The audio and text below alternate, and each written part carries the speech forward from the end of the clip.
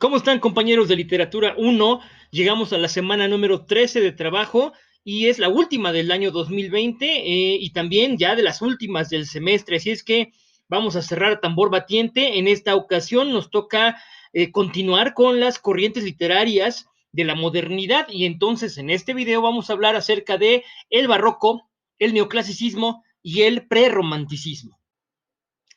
El barroco. El barroco es una corriente literaria, bueno, una corriente artística, porque no solamente abarca la literatura, sino también la pintura, la música, la arquitectura, básicamente todas las bellas artes. Surge en el siglo XVI, surge como resultado de la lucha que tenía la Iglesia Católica en contra del protestantismo. Durante el siglo XVI se dio la pugna entre el protestantismo y la Iglesia Católica, la llamada reforma religiosa o reforma protestante. Y la reforma protestante utilizó el pensamiento del humanismo, el pensamiento del renacimiento como bandera. Entonces la Iglesia Católica contestó, por eso es una corriente contestataria, contestó creando una corriente literaria, una corriente artística, patrocinándola, que se conoce como el barroco. El barroco surge básicamente en España, que es cuna de la contrarreforma religiosa, entonces va a desarrollarse mientras en otros países todavía se está desarrollando el humanismo. En España, o el Renacimiento, en España ya está surgiendo con mucha fuerza el barroco, que va a retomar algunas ideas del humanismo y del siglo de oro para crear una corriente literaria con características caprichosas, exageradas, rebuscadas, grandilocuentes, excesivas, extravagantes. La idea era demostrar la riqueza, no solamente material, sino de pensamiento que tenía la Iglesia Católica y todo lo que esto representa, la tradición, el retorno a lo tradicional, la decepción por lo humano. El humanismo es el humano, el ser humano puede realizar libremente su libre albedrío y tomar decisiones. Y el barroco dice, no, es que todo está mal precisamente por eso, porque hemos abandonado la tradición, porque hemos abandonado lo que es verdaderamente importante. Y entonces se crea esta corriente que es pesimista, que habla sobre el desencanto, la desconfianza en lo humano, la decadencia social. Y busca obviamente el retorno a lo tradicional, y lo tradicional es básicamente lo medieval en este momento. Y bueno, pues, ¿cuáles son digamos, los lugares en donde impacta fuertemente el barroco? Bueno, en todo el mundo, pero sobre todo en los lugares en donde se desarrolló el imperio español, básicamente en España, partes de Europa y en todo el continente americano, aunque el barroco, insisto, también impactó otras regiones, a pesar de que no fue tan fuerte o tan difundido, sobre todo como sucedió en el Imperio Español. Ya les dije, fue del siglo XVI, duró prácticamente todo el siglo XVII, y tuvo una gran riqueza e importancia en las posesiones americanas. Había autores barrocos muy importantes aquí en América, específicamente en la Nueva España, como Carlos de Sigüenza y Góngora y como Sor Juana Inés de la Cruz, la décima musa. Autores barrocos en Europa, bueno, muchísimos. Los autores del siglo de oro hicieron un gran trabajo con el barroco. Luis de Góngora y Argote, Francisco de Quevedo, hicieron grandes obras del barroco que se dividía en, digamos, dos tipos de barroco. El barroco fácil, fácil, porque el barroco no es fácil, el barroco, digamos, menos difícil y el barroco difícil. El barroco menos difícil se conoce como conceptista porque normalmente lo lees y te das cuenta de lo que está sucediendo ahí, por lo menos entiendes de qué te están hablando, el concepto está claro. En cambio está el barroco culterano, en donde la genialidad va más allá de lo simbólico, y entonces muchas veces es difícil encontrar el propio sujeto poético, no sabes de qué te están hablando, necesitas ser una persona muy docta, muy hábil para la lectura, muy estudiada, muy conocedora para poder entender eso que te están escribiendo ahí. Y por lo tanto, el barroco es una corriente literaria elitista, no es para todos. El escritor barroco se ufana de que no lo entiendan, porque no escribe para todo mundo, escribe para los que saben. y si, entre más gente me entienda, quiere decir que yo estoy escribiendo mal, quiere decir que no sé escribir para los que verdaderamente valen la pena. Por lo tanto, es una corriente elitista, completamente lo contrario a lo que postulaba el humanismo, que tenía que ser abierto a todo mundo. No, no, aquí es para los que saben, de los que saben, para los que saben. Ese es el barroco. Y bueno, en su antología tenemos dos ejemplos, uno de barroco conceptista, que es Francisco de Quevedo, se llama Amor constante más allá de la muerte, los invito a que lo lean, y en el barroco culterano tenemos a Los celos de Luis de Góngora y Argote, que es uno de los escritores más talentosos del barroco en España. Y bueno, ya más adelante, seguramente en el segundo curso, vamos a retomar esto con lecturas de Sor Juana Inés de la Cruz o de Carlos de Sigüenza y Góngora, para que ustedes se enteren y conozcan también que en América no se quedaron atrás. El barroco novohispano fue tan rico, algunos dicen que más, que el barroco español, el de la península. El neoclasicismo. Digamos que, como habíamos dicho en el video anterior, las corrientes transcurren o se mueven en forma de péndulo. Mientras que el humanismo está de un lado, o el renacimiento, del otro lado tenemos al barroco, que es como su respuesta, su reacción, la corriente contestataria. Pues de la misma manera el neoclasicismo viene a contestar, es una corriente contestataria al barroco, que comienza a agotarse ahí por el siglo, a mediados del siglo XVII, finales del siglo XVII está prácticamente agotado, este impulso que introduce en la historia de la humanidad, en la historia del arte, y es sustituido poco a poco por el pensamiento ilustrado. El pensamiento ilustrado que tiene que ver con lo racional, con el orden, con la simpleza, con la claridad, con una obsesión porque todo esté ordenado y meticulosamente clasificado, porque haya reglas claras para todo. Bueno, pues el pensamiento ilustrado tiene su expresión en la literatura a través del neoclasicismo, cuyo nombre nos deja claro todo: neoclasicismo, de nuevo lo clásico, o una doctrina en donde de nuevo se retoma o se recupera el mundo clásico, que está identificado con ¿qué? Con Grecia y Roma, con el Renacimiento, y que se retoma aquí para colocarlo como la estética fundamental. Entonces, todo lo rebuscado, lo grandilocuente, lo exagerado, lo caprichoso del barroco queda a un lado, es despreciado por lo ordenado, lo simple, lo mesurado, lo objetivo del raciocinio aplicado al arte. Entonces, bueno, características del neoclasicismo son todas estas. Se recuperan a los clásicos grecolatinos, se intenta que toda la producción sea una imitación de las reglas de la estética clásica, se preocupan mucho por crear reglas muy claras de cómo se debe escribir, de cómo se debe construir una obra literaria. Se crean academias en donde se enseña cómo se tiene que escribir.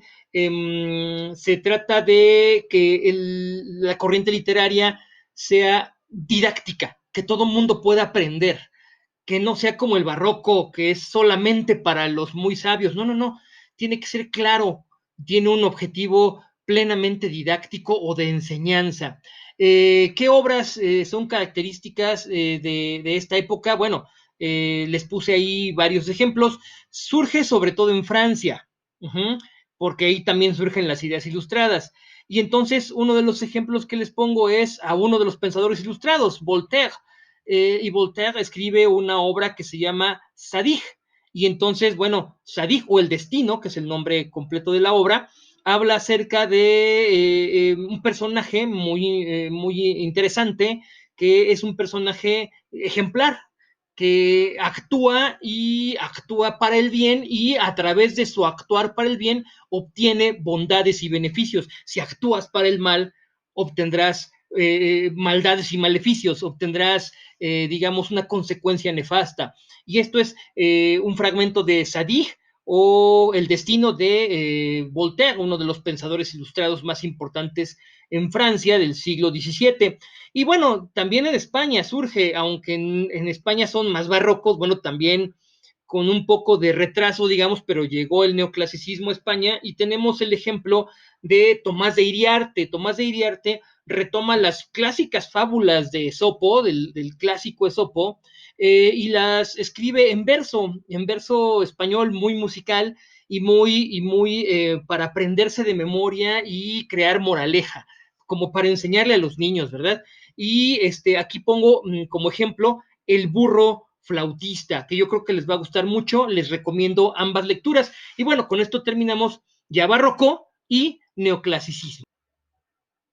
Y precisamente como respuesta al neoclasicismo surge una corriente literaria a finales del siglo XVII, principios del XVIII, que se conocerá como romanticismo, pero tiene una introducción, un previo. A estos movimientos previos del romanticismo se les conoce de manera general como prerromanticismo y básicamente son dos, uno surgido en Alemania y uno surgido en Inglaterra.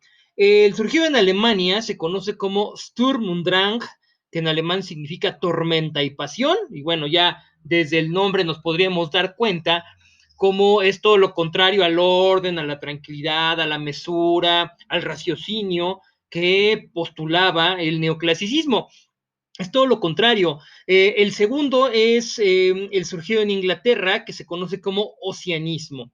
Y bueno, vamos rápidamente con las características, tanto del Sturm und Drang como del oceanismo. ¿Qué es el Sturm und Drang? ¿Qué es el oceanismo? ¿Qué es el prerromanticismo de manera general? Es la ruptura con esta idea de que el arte se puede enseñar. Claro que se puede enseñar, obvio, ¿no? O sea, no están en contra de que se adquiera la técnica artística, pero sí están en contra de que haya un reglamento cuadrado, digamos, inamovible, inflexible, con el cual enseñarle a todo mundo el arte, porque el arte es algo que dicen los prerrománticos, es algo con lo que se nace, es algo subjetivo, es algo personal, es un talento, no es algo que puedas aprender simplemente y ya, porque si es subjetivo no le puedo enseñar con las mismas reglas el arte a todo mundo. Entonces, la belleza no depende tampoco de una serie de reglas, o sea, yo te doy el reglamento de la belleza y si tú te apegas a ese reglamento, entonces es bello y si no, no, no. La belleza es un asunto también subjetivo. La belleza es un asunto que va más allá de las reglas y que tiene que ver con el sentimiento y la emoción. Es decir, si una obra literaria, artística en general, arquitectónica, pictórica, lo que tú quieras, te produce emociones, aunque no sean emociones, digamos, bonitas o buenas, también te puede producir asco, repulsión, también eso es arte, porque te provocó emociones, porque te movió el alma y el espíritu, y por lo tanto se deja de lado esta idea estética grecolatina en donde todo es bello y perfecto, y se regresa a la recuperación de lo grotesco, de lo oscuro, de lo, digamos, mmm, mal hecho, de lo contrahecho más que mal hecho. No me refiero a mal hecho como técnica, me refiero a mal hecho como feo. Lo feo también forma parte del arte, lo grotesco también forma parte del arte, lo repulsivo también forma parte del arte, porque sin ello no podríamos apreciar lo otro, la belleza de la perfección, sin la maldad no podemos entender la bondad. Entendemos que estas corrientes surgen en un contexto histórico en el que Europa está en crisis, como en muchas épocas de su historia. Hay guerras, grandes matanzas, grandes batallas, hay desorden político, hay desorden económico. Y entonces imagínate un artista que está en una escuela de arte, en una de estas academias creadas por el neoclasicismo, en donde les dicen, el mundo es ordenado, el mundo es, digamos, cósmico, como ordenado, el mundo es paz, tranquilidad, es racional. Alguien que vive en la realidad te va a decir, no es cierto, el mundo es tormenta, es pasión, es destrucción, es guerra, es muerte, y todo eso forma parte de los postulados del Sturm und Drang, que será el movimiento que abre la puerta a lo que posteriormente sería el romanticismo. El oceanismo no es otra cosa más que la recuperación de los temas épicos ingleses. Se crea Macpherson, que es un escritor inglés, escribe un libro de poemas épicos y le otorga el nombre de Ocean. Es decir, le pone el nombre de otro autor y dice, es que este es un autor gaélico de hace muchos siglos y yo lo que hago es recuperarlo. Todo el mundo le dijo que no era cierto, que se lo había inventado él. Sin embargo, esta controversia le dio más fama y más empuje al oceanismo, que comenzó a ser consumido por muchas personas, por el pópulo, por mucha gente. Lo hizo muy popular. Y lo mismo sucedió con el Sturm und Drang, que fue muy popular porque no se iba a la perfección de la academia, sino al sentimiento. Y así es como surgen estos movimientos prerrománticos. Les puse un ejemplo de prerromanticismo en prosa y un ejemplo del prerromanticismo en verso.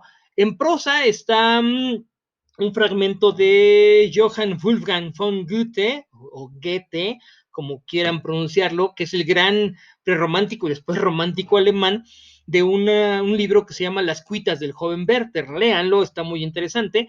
Y en verso les puse a Schiller, otro autor alemán, que habla, y para que ustedes vean cómo se recupera esta tradición también religiosa y de emoción religiosa, habla en un poema de 3 palabras de fortaleza sobre las 3 virtudes teologales, fe, esperanza y caridad.